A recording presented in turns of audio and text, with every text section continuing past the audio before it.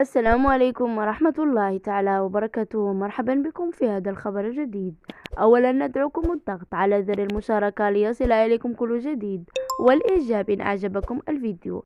المغرب يستعد لتحقيق إنجاز جديد في قلب الجزائر.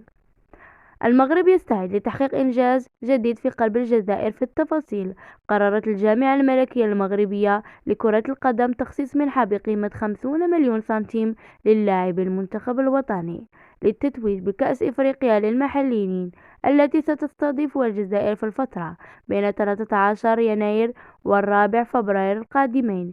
ويحصل اللاعبين المنتخب الوطني للتتويج بالشان 20 مليون سنتيم للتخطي دور المجموعات، و30 مليون للتخطي ربع النهائي، و40 مليون سنتيم للتجاوز نصف النهائي، حيث تسعى الجامعة إلى تحفيزهم للحفاظ على اللقب الذي فازوا به في النسختين الأخيرتين.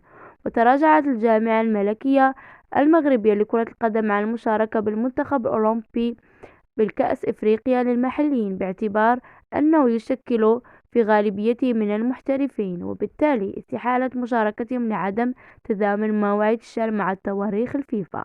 لذلك عمد الناخب الوطني عصام الشرعي إلى توجيه دعوة إلى اللاعبين يتجاوز سنهم 23 سنة، على غرار محمد مرابيط من أولمبيك آسفي، وأمين فرحان من الوداد البيضاوي، والمهدي بن عبيد من فتح الرباطي، من أجل تشكيل منتخب قوي قادر على الدفاع على اللقبين الأخيرين الذي توج بهم المنتخب الوطني بالدار البيضاء في 2018 وبالكاميرون في 2001.